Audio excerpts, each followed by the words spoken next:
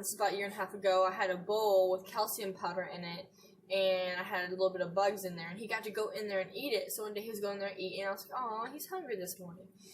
So that was that. I went to go in the bathroom, do my makeup and everything, and he was running around. My dad was out there, or my sister, somebody was out there, and he was running around. And he started turning black, and I was like, what's going on? Like, it was on his beard. He was like black on his beard, and I was like, is he mad? What's going on? So he just started acting weird. I put him in his cage for a minute, and then I noticed that it started getting like traveling, like it started turning black more and more and more. So I was freaking out. I put him in the bathroom, I put him on the counter, and I'm like, oh my gosh, I don't know what to do. Why is he acting like this? Why is he so mad? It's spreading. I've never seen it before. So he was on the counter, and like I noticed he was trying to move, but he couldn't. Like he was like going like this, but he couldn't move. It's like he was paralyzed. It was crazy. So he couldn't move, and I was freaking out. I was crying. I had to call out of work and tell him that I had to take my bear dragon to the vet. It's an emergency because he's not acting like himself. And keep in mind, the reptile vet the only one that I knew about at the time was an hour and a half away. So it was like an hour away, a little over an hour.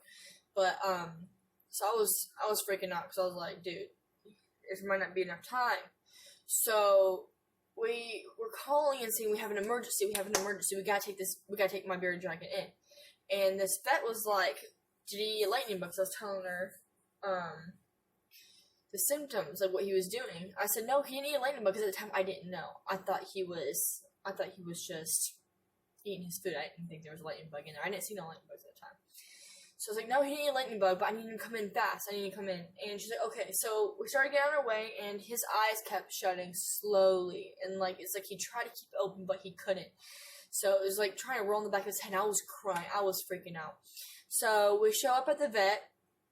They take like 30 minutes for them to see him. And I'm like, he is dying right now. They was not busy. They had nobody. He was sitting there dying. He couldn't keep his eyes open. And so they rushed us back into a room, and she said, oh, I got some sad news. And I was like, oh gosh, what? So she was telling me that, because she was looking in his eyes and everything, she said it already got into his brain. So I started bawling, and I was like, is there anything we can do for it? She said, no. She said, I can try to give some injections to see, or like anything you can, end up being like $400. So she injected a lot of stuff, and she said that, and she showed us one of his eyes was trying to go up, and the other was trying to go down. So his brain was messed up. He was probably going to have neurological problems, but she didn't think he was going to make it. So, so I started bawling my eyes out, and we took him back home, and she said, but before we took him back home, she was like, you're going to have to put him on a heating pad and have him make sure it's not too warm in there, because he's paralyzed. Keep in mind, he's paralyzed. He won't be able to go to the cooler side if he could. So we need to get him a heating pad, keep him a little bit warm, but not directly on his stomach. We had a washcloth over it, so that way it was just warm. That's what the vet told us to do. So we were doing that, and then he was like, started perking up a little bit.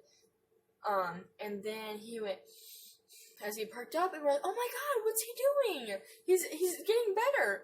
And that was not a sign. When he took his breath like that was the last breath that he took. But he like sat up for me. It's like he almost waited to get home before he passed. So he lived longer than most spirit dragons do when they're pretty much poisoned. So he lived for about like 4 or 5 hours. They don't usually live that long. They live for about an hour, 2 hours, maybe less than that. So I was freaking out. I had to bury him in my backyard and things like that. We were pretty close. So I was looking at his food bowl, and I was like, what in the world? And, well, what do you know? There are like 3 lightning bugs that are covered in calcium. Not sure if the calcium like kind of attracted them to it, but it was covered in calcium, and it was pretty crazy. And before he like passed, he started pooping everywhere. And that's one of the reasons why I was like, okay, maybe he's getting out of his system because they just put water in him. But no, that's just kind of what he was doing because he was dying. So that was very traumatic it was a very, very traumatic experience. But that's why I want to make this video, to have you guys kind of keep in mind that, just please don't go outside feeding random bugs, even though if you think you're thinking, oh, it's a random cricket. You never know if they walked into pesticides or anything. You never know where they traveled. So, because if they have pesticides on them and your bearded dragon eats it, they're going to get poisoned. So, but I'm going to leave the link in the description for the activated charcoal. It's always good to have that. Trust me, I have 2 bottles now. I got 2 bottles and put it in 2 different, like, rooms just in case. Because it like, acts that fast. So, just want to show you guys the story with little Pico. And thank you for watching.